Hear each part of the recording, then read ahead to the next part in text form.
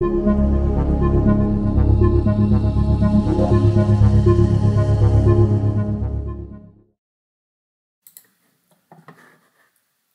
everyone, so it's a pleasure to be there, or actually not there.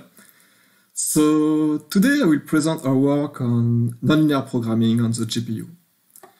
So who we are exactly? So we are a small team of mathematical and computer scientists at Argonne National Lab, and we are working on porting nonlinear optimization algorithm to the GPU. Why is that? Because of our funding, the ECP project. And the goal of the ECP is to port most scientific algorithm to GPU-centric architecture, because the most recent HPC architecture are almost all GPU-centric. The question is how to exploit the GPU at their most. And particularly, the question for us, then, is how to exploit the GPU at their most to solve nonlinear programming problem. We are interested into the following problem. So we want to minimize the functional f subject to some constraints. Both functions are nonlinear or potentially non-convex, but we suppose that they are smooth. Basically, nonlinear programming boils down to two ingredients. First, we need to compute the derivatives. So we need to be able to evaluate efficiently the function f and the function g, to compute their gradient and their Jacobian, and to compute the Hessian of the Lagrangian. Once we have computed the derivative, it remains to compute a descent direction inside the optimization algorithm. And that reduces to solve the following linear system. So we want to find the descent direction d that satisfies the following linear equation.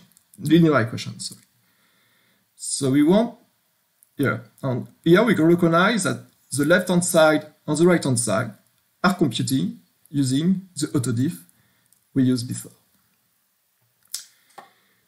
And the efficiency of the nonlinear programming algorithm reduces to the efficiency of the linear solve. If the linear solve is non-efficient, then there is a high chance that the nonlinear algorithm will be non-efficient too. So we could distinguish three different regimes for the linear solve. If this matrix is dense, then everything is easy, ever on the GPU. Because it's quite well known how to solve a linear system if the matrix is dense. And it basically boils down to do a LAPACK call. If the matrix, the Hessian matrix is sparse, it's a different story. Because it's not straightforward to compute, to solve a linear system with a sparse matrix.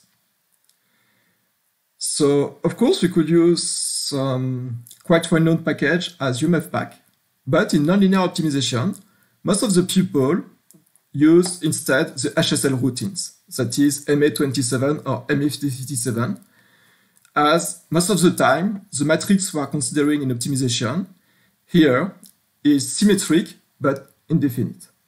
So we need to use a Bunch-Kaufman solver to compute the Newton direction. And if the matrix is too large, then even the sparse linear solver fails to solve the following system. So then we need to use some kind of iterative solver or other method to solve iteratively the nonlinear system. And in that case, we will just use some kind of matrix vector product to solve the linear system. That's the three regimes we could consider in nonlinear optimization. Coming back to optimization in general, I think we are pretty lucky in the Julia ecosystem because we have almost everything we want. I mean, that's one of the reasons why I start using Julia, by the way.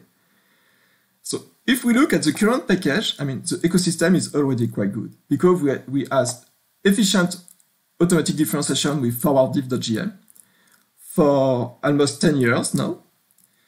We have JUMP, of course. I mean, we can't mention JUMP there, which is, so to say, an excellent nonlinear modeler.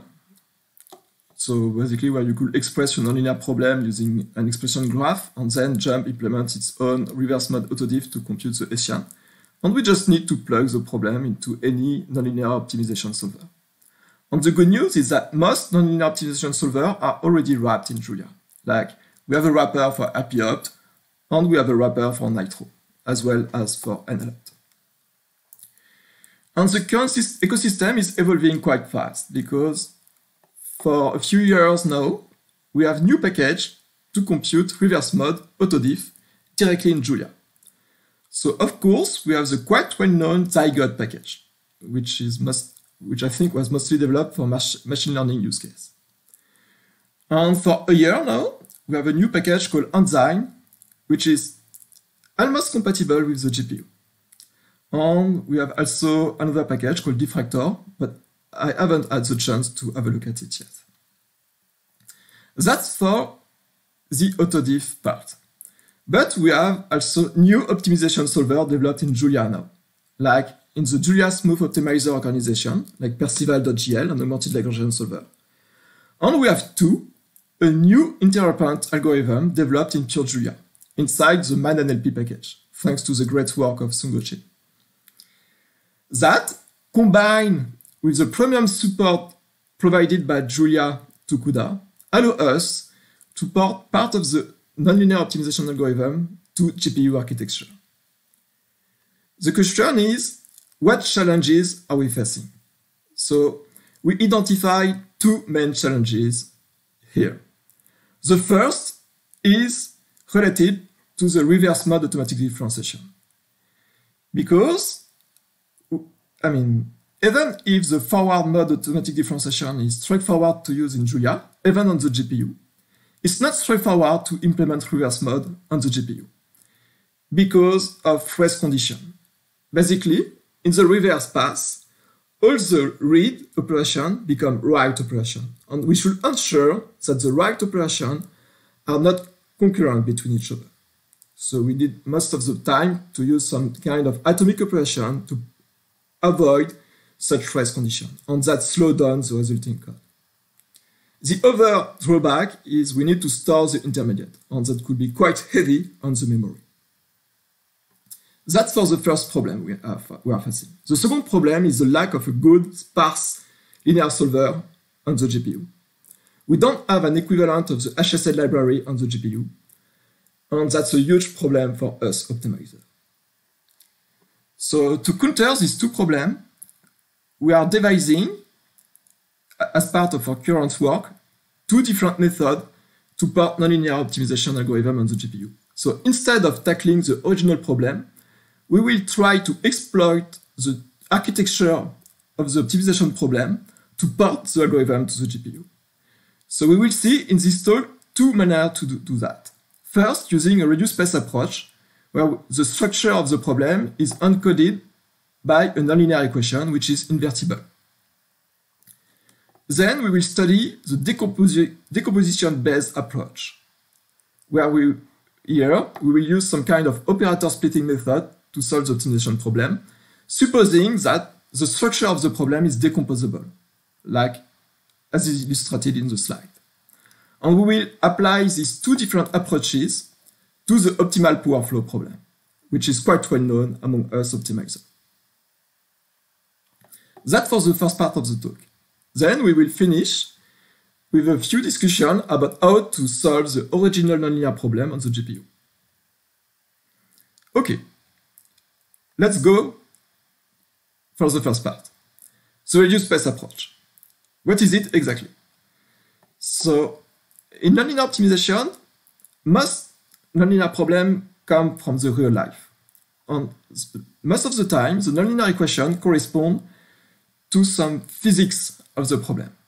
For instance, the nonlinear equation could encode the dynamic of a dynamical system. Or it could be a PDE. Or for us, as we want to tackle the optimal power flow problem, G will correspond to the power flow equation of the system. Okay? And we will try to solve the following physically constrained optimization problem. So we want to minimize an objective subject to the coupling equation plus some inequality constraints. The good news is that we know, thanks for the implicit function theorem, that if the Jacobian of G with relation to the state X is invertible, then there exists a local function X which, for each U, associates a corresponding state X, such that the nonlinear equation is satisfied. Using this implicit function theorem, we could define the reduced problem. Here, instead of optimizing both with relation to the state X and the control U, we will optimize only with relation to the control U, giving the following reduced place problem. So we don't have any equality constraints, we only have inequality constraints remaining inside the problem. Remain to compute the callbacks for this reduced problem. So at each time we have a new control U, we need to find the corresponding state X. Most of the time we will use a Newton-Raphson algorithm to do that. Then we need to compute the reduced gradient. Basically, computing the reduced gradient amount, if we use the adjoint method, it just amounts to solve the following linear system, like that. And then we directly have the reduced gradient with the following expression, lambda being the first order adjoint. This method is quite efficient and implementable. Then we need to evaluate the reduced Hessian. So this is a different story. Here, we will apply the same principle as for the reduced gradient to compute the reduced Hessian. So we will use the adjoint method to evaluate the reduced Hessian vector product par Hessian vector product. So if we apply the same principle as for the reduced gradient, we consider the first order residual and we derive two second order adjoint Z and C by solving the following linear system. Then, once we have computing the two second order adjoint, we could compute the Hessian vector product Hessian times W using the following formula. Here we have a difficulty, is that all the terms in red, here and here, are three-dimensional tensors. And we want to avoid forming explicitly this three-dimensional tensor because they are sparse and it won't end up well on the GPU. So to do that, we will write our own AutoDiff library to evaluate this Hessian vector, this product there, directly using a projection. So we don't form explicitly the three-dimensional tensor, but we compute directly lambda times the three-dimensional tensor to get a two-dimensional term. That gives the following setting. So each time we have a new control U, we project it onto the power flow manifold. Then we evaluate the reduced gradient by evaluating the Jacobian with relation to the state and the control using AutoDiff. And we evaluate the reduced Hessian by computing the third order term, the second order term corresponding to the Hessian of the power flow equation. Of course, so to derive the projection, once we have the Jacobian, we just need to solve the following iterative equation to invert the power flow equation. So this is exactly a Newton-Raphson algorithm. The reduced Hessian is a different story because it's not straightforward to implement the reduced Hessian on the GPU. So what we did there is we implement forward over reverse algorithm to compute all the second order term appearing there. To do that, we first try to use Zygote, because if we want to do forward over reverse, we need to be able to evaluate the adjoint of the equation first. And we tried first to use Zygote for that. But we had some very unpleasant surprise, because we just observed that we just ran into some race condition issue, and the code was in fact quite slow with a lot of memory allocation on the GPU. So this was quite detrimental for the performance of our algorithm, so we chose instead to code manually our handwritten adjoint, because we don't have any reverse mode AutoDiff available yet in Julia. And we hope that quite soon we will be able to replace our handwritten adjoint by using Enzyme to compute directly the adjoint of the different functions we are considering in the optimization. That was the difficulty we faced when coding the algorithm on the GPU. Once this difficulty is solved, everything was quite easy to implement, using kernel abstraction as a portability layer to write kernel on the GPU. So that is a lot the development process. Of course, we have a lot of sparse linear operation. So of course, the good news is with the power flow equation, the Jacobian we need to invert is sparse, and it could be factorized using a LU factorization. And to do that, we use a LU solver directly provided by CUDA, which is called CU solver RF, which is wrapped in Julia. And we try also to solve the linear system using some iterative method like as provided by Krylov.gl, and it works quite well too, once we have found a good block Jacobi preconditioner. Everything was implemented inside the reduced space evaluator, which follow closely the implementation of NLP models. If we look at the callback, we have there, it's exactly the interface of NLP models. So we derive an initial point, we project the control U onto the power flow manifold, then we compute the objective, the reduced gradient, and the reduced Hessian. And all that is, of course, interfaced with MOI. So we could solve the reduced problem using both IPOpt or Nitro. And we get the following result. So, two messages there. First message is we compare the evaluation of one Hessian vector product on the CPU and on the GPU, where on the GPU we compute the Hessian vector in parallel. So, for instance, if we compute 10 Hessian vector product in parallel on the GPU, we divide the total time by 10 to get the time to get one Hessian vector product. And the good news is, on quite a large case, which corresponds to case 9000 Pegas, provided by the PGLib benchmark, here we have almost 3000 Hessian vector product to compute. And the GPU code, even with a low batch size like 4, is already faster than its CPU equivalent. Just to mention that the CPU code is not parallelized.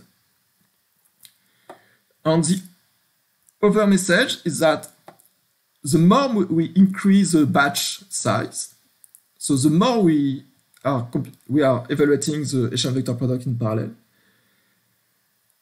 the fastest is the code.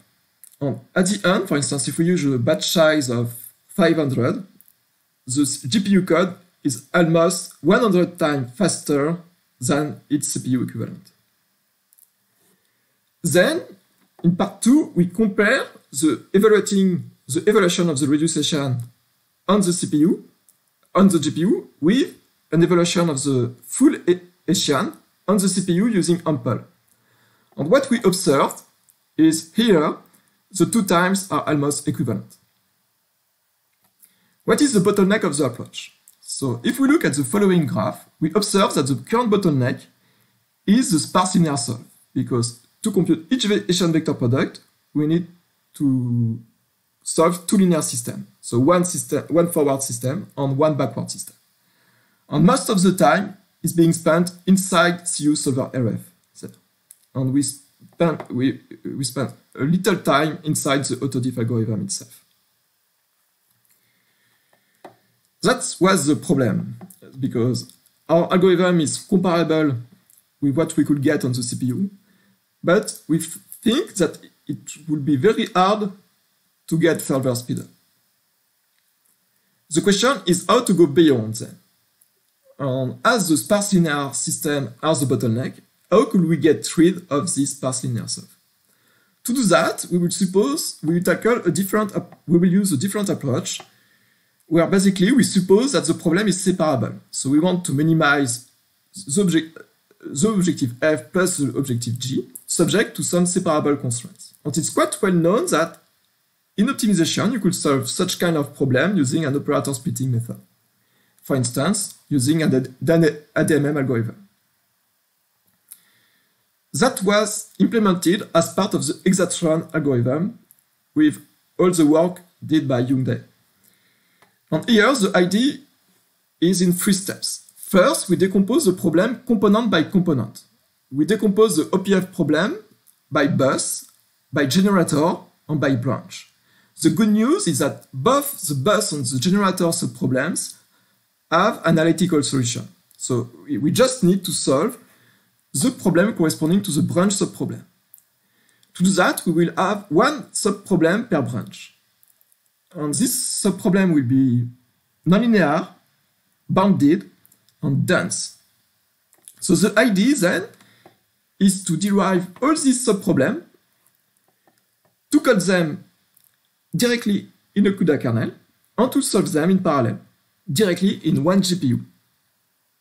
So we will solve problem 1 up to problem n in parallel, directly on the GPU. To do that, we will use a parallel Tron algorithm, which will exploit the fact that all the matrices are dense. And all the coordination will be done with a 2-level ADMM algorithm as described by this article by Sun and Sun. For detailed result, I will refer to Youngdae talk at JuliaCon.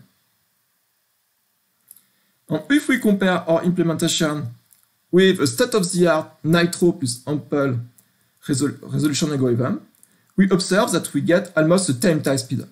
So of course here it's hard to compare as the ADMM algorithm is less accurate than the iterable algorithm. But still, it gives an idea of the order of magnitude we could get using such kind of operator splitting algorithm on the GPU. So what's next now? The question is how to solve the original nonlinear optimization problem. We know that this is difficult because we like a good sparse linear algebra on the GPU. So to do that, we hope that in the future, with the new emerging solver as IOP or ManNLP emerging, we will be able to solve this problem natively on the GPU. The key there is to decompose the KKT system in some dense part and sparse part and solve the sparse linear system on the CPU and the dense linear system on the GPU. That's the approach used by IOP. ManNLP, on the contrary, is a solver developed in pure Julia, and we have good hope that in the future we could use ManNLP to solve the whole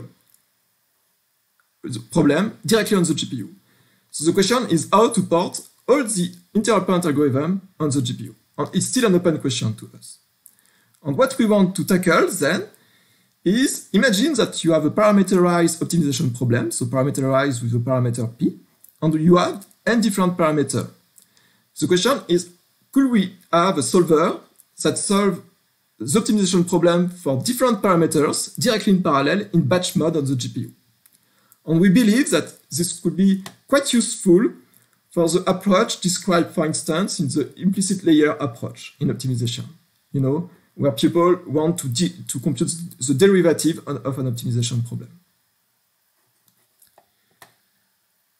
And that slide is to finish this talk, because now we want to discuss with the JUMP community on how to extend JUMP to support such kind of operation.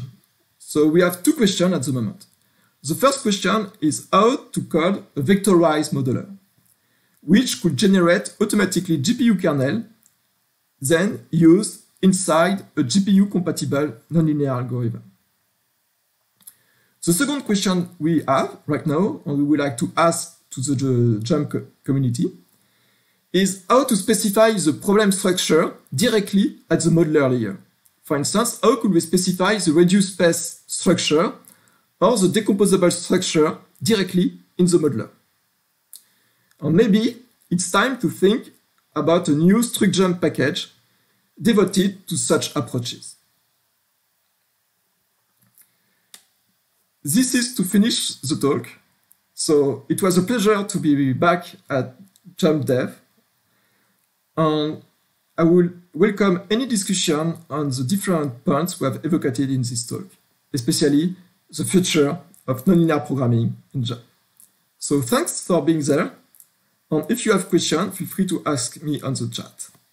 Thanks and goodbye.